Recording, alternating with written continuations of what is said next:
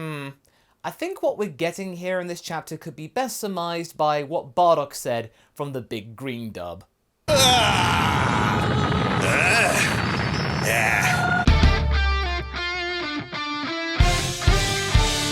That's right everyone, Dragon Ball Super the Manga Chapter 61 is here, and on the initial outlook it looks very rosy for any fans of the Prince, with the fact that he is coming in to save Goku and it's not the other way around. Ah yes, who's the second fiddle now, Kakarot? Silly Vegeta, you're not a violin, you're a Saiyan. I'm a bit of this goat now. Go get him, buddy! In any case, the manga has really been ramping up things with the stakes getting very high here, or as high as they can get given the fact that we are still in the middle of a time skip which culminates with the end of Z. Something that we've seen already, nearly 20 years ago. I could go on for a long time now, but if you wish to hear more discussions of this manga chapter in greater detail than what could be said here, then you can check out my new podcast by searching for Up on the Lookout, as well as subscribing on your podcasting platform of choice. We will have our more detailed review of it out this weekend on that podcast. Chapter 61, Vegeta Reborn! Wonder how long that will last. I give it, half a chapter? Before we begin though, Father's Day is almost here, so be sure to check out today's sponsor, Ridge Wallets, for some last minute ideas. Their wallets are made from gorgeous and iconic materials and fit handily in your pocket with 30,000 5-star reviews backing them up. With their new carbon fiber wallet design that you see right here, it can fit up to 12 cards at a time inside of itself. You can get something pretty snazzy for your dad and maybe score something for yourself, because I can sweeten the deal here for you. You can get 10% off your total order today with free worldwide shipping, I will say, as well as returns, by going to ridge.com/Masako, that's ridge.com/MASAKO, and use the code MASAKO. Check out the details again in the description.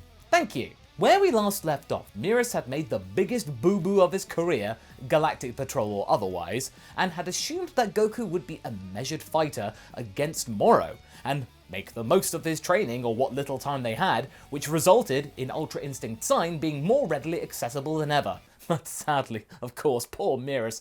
He may be so old, but he is oh so naive. It didn't really matter. Even then, Moro had the upper hand throughout all of this, and it led to Goku having what was effectively a temper tantrum at not getting his own way when it comes to fighting against a strong guy. And I'm not gonna lie, Haverock and I both agree, this was very cathartic to see. Oh, what's that, Goku? Oh, you don't want to fight against a strong goat man anymore? Well, tough luck. You made your bed, now go and lie in it. Or fight, hit it hard. Whatever it is you do. In other news, we had the advancement and eventual arrival of Vegeta back on Earth, which was primarily overshadowed by his rapid learning of instant transmission against the clock, as well as showing how much he had grown as a person, and as a hero actually. Something that we've discussed earlier today in this video up top if you are curious to learn more about that. With the assist from Androids 17 and 18, we've gotten ourselves an approaching endgame which has managed to make sense of what was originally something in terms of powers that Moro had, quite daunting for our heroes, and something that would ultimately lead to the end of said heroes in some way quite bizarre to what we usually get in this franchise. We want to see what Vegeta learnt on Yardrat already! We resume the story with Vegeta getting in close like he did with Semi-Perfect Cell, and Moro being equally as reluctant to accept.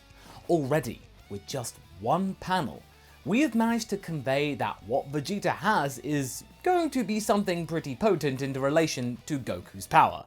Not starting small today, are we, Prince? Channeling in a little old school Broly, I see. Even Moro is able to acknowledge this increase in power, which is something, but then again, it's still something that is mostly patronizing, and something that the gang are amusingly dismissing instantly. Unlike Goku's efforts, they lauded him when he arrived, but as soon as Vegeta just slightly doesn't do something right, they're just quick to just give up and think, oh, well, so much for that then. We're getting this from Gohan. He's like, oh man, that did nothing, and 18's immediately going, oh, I knew he was lame. They were so quick to judge, but Vegeta does go back in again and again for another swing, which does catch Moro off guard, and us in a way, a little bit more so than last time. Unlike the old Vegeta, there is no preamble waffle here. The waffle we see here tastes like pure, unadulterated, protein. We get the prince sadly being hurled a little bit, but it doesn't seem to damage him, and once again, there are more signs that Vegeta is holding back either, or a different guy, because he hasn't said a single word to Moro since the fight began, and just keeps going at it, which in a way is unsettling Moro more than Goku ever did. And in a way, that is doing the same for us. Vegeta right now, he's acting like Android 13. Unstoppable, blue, and completely taciturn. Which seems to get some headway with Vegeta doing tomorrow what he's been able to do against Jiren in the Tournament of Power, and be able to dodge his opponent despite not having Ultra Instinct. Vegeta is reading his enemy and showing off exactly how smart he is and how much he is in control without having to say a single sentence. This is very good in differing Vegeta from his normal character model. I'm pretty sure that there's something else going on here, but either way, the fact that Vegeta's making progress really quickly, it's a good sign. Moro's getting angry now, and it leads to him trying to literally slam Vegeta down, like putting a plant into the ground, but the prince is a slippery guy, and is out of his grasp, and it's something that Goku's able to understand instantly. What is it exactly? Is it some kind of in-joke between the two of them? Well, we found out now, and it's something called Forced Spirit Fission. Okay, I guess this is concentrating energy, but this being Dragon Ball, I'm sure we'll get an explanation soon enough in the form of loads of text. Sure enough, we do get an explanation, but not in the way we expect. Instead of a big exposition dump, we see it happening. Forced Spirit Fission is literally Vegeta noping the energy out of Moro with each passing second and punch. The energy that Moro has absorbed is being sucked out of his body with each strike of Vegeta, and the more punches Vegeta does land, the weaker Moro gets. So in a way, it's like Vegeta squeezing a sponge with his fists. Cool! It leaves Moro looking older and older, and it's certainly something I did not expect for Vegeta to learn. I guess it goes to show that it's more than just the 3 attacks and techniques that we know about the Yardratians, there's more to their repertoire it seems. With a flick of his wrist and a twist of the hip, Vegeta sends all the energy that Moro had eaten back out into space. But there's more to this. Basically, this technique can be used for more than just with Moro. Anything combined by fusion or absorption can be torn apart with Vegeta's new technique. So, if you put Kefla or Perfect Cell against Vegeta now, like with Golden Experience Requiem in a way, Vegeta can make it seem like it never happened. He can just go, "Oh really? You're fusing together? No you didn't." He even offers to demonstrate this by removing Nail and Kami from Piccolo. He can do that. However, this is where the manga starts to unravel a little bit. Just look at the page count. We are barely halfway through. It's been too easy, it seems. Despite Vegeta's power working against Moro, you know whenever a character says, "Ha! Victory is mine!" the opposite is going to occur. Every dang time. We get to see Vegeta do more and more damage to Moro, as well as reveal his true feelings of fusion for the first time, and why he isn't a fan. And it's nothing to do necessarily with the whole dancing element, it looking embarrassing, that's just to save face or to not admit something. It's because he doesn't think that fusion is fair. Okay, I guess that makes sense. That's why he wanted Cell to be perfect in a way. It wasn't him being arrogant, he felt the fight between himself and semi-perfect Cell wasn't fair. Alright, it's a decent reinterpretation, and adds a bit of nuance to that saga in a way, retroactively. We cut back then to New Namek, and the citizens there are being revived with their life force being returned. I mean, the ones not ended by Moro directly, I mean. And somehow the Dragon Balls have actually kept the bodies from not changing and going into the ground and stuff like that. You know, I guess that's how Dragon Balls work too. And in a way, I guess this is Vegeta paying back the Namekians from the Namek saga, with Vegeta making up for what he did back then. He took life in the past, and now he's returning it. Fair and square, and the connotations here are absolutely immense. Vegeta is relentless though. He is not stopping his attack on Moro despite being the more powerful guy. He could easily stop here. He's not done ripping the wings off this butterfly. I guess so much for a fair fight then. Piccolo is saying what we've already been saying, and stating that Vegeta has grown as a person, and why, like we have said, he is now a person wanting to protect Earth instead of just fighting for the sake of it. This is something we've been saying for 2 years. He is making up for the sins of the past, and this arc is doing a far better job than all of Super before this saga. It's just a shame that Goku then gets the sole credit for this. It's all because of you, Goku. You did every single thing. Yeah, Goku did help Vegeta, sure, but he does that to every bad guy. The prince is the one in the driver's seat, though. You gotta give him some credit, or all of it. But I also find it really funny that Piccolo has said that Goku hasn't changed a bit. The flat character arc theory from Totally Not Mark, that basically is confirmed. But before Vegeta can finally end this, Moro reminds people of one little thing that they forgot to take into account. They took away a lot of energy from Moro, making him weaker indeed, but they didn't take the energy he already had. He only took the stuff that he had already eaten. He still got magic. Oh, right. Oh. In a flash of light that would make the Marvel Universe proud, Mauro vanishes and then heads up to his ship to meet Shimoreka and the recovered 7-3.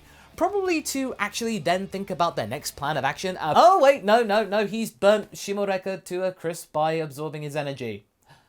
Yeah, that was short and sweet. And he then goes to snack on the android as well. So yeah, that's why he kept him around. It wasn't an act of mercy. It wasn't just for a plot twist for the robot to suddenly show up and help Moro together. No, this isn't your typical fusion or anything. He's not just going to fuse. He just straight up eats the robot. Oh man, certain places on the internet are going to have a voracious amount of fun with this image now, aren't they? In any case, Moro and 7-3 are now one, and yep, you guessed it, Vegeta is down. Bravo! Bravo! I really did not want to be right. Moro had backed himself up almost entirely into the robot, not just keeping his powers, so he could have a system restore-like moment. And now we have this guy who looks like any other humanoid guy that we've seen before in Dragon Ball. Well, I suppose really we've got to tick the box of a transformation one more time in Dragon Ball, and then the chapter ends with everyone shocked. I am not, though. All in all, this chapter started off really well in showing Vegeta in a good light, despite him being overly confident though.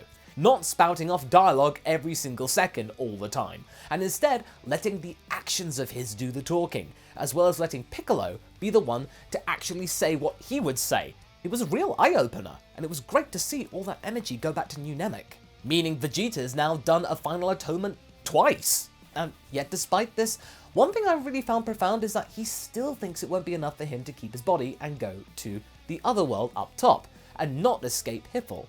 That's quite pragmatic there.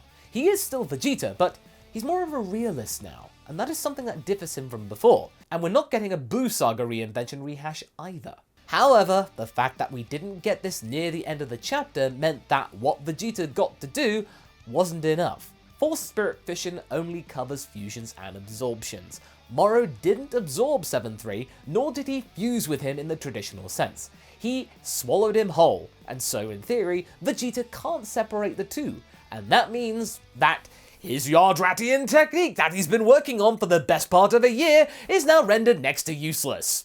I told you it would only be half a chapter before Vegeta's power will be dwarfed by Moro's, or more accurately now, Moro 7-3's. I'm not sure how I feel about the design either. It does look very imposing, but at the same time, he now looks like even more like Hit, with the eyes and head only with ram horns instead of a smooth head. It's lost that distinctive touch of being a ram man, but I maybe reckon it might be partly due to outside meddling. Moro's design of it itself, the original one, was contentious for looking like a goat or a ram, so maybe the higher-ups thought a more human-like design in the overall package of things would be better for the optics than the focus groups thought it was good.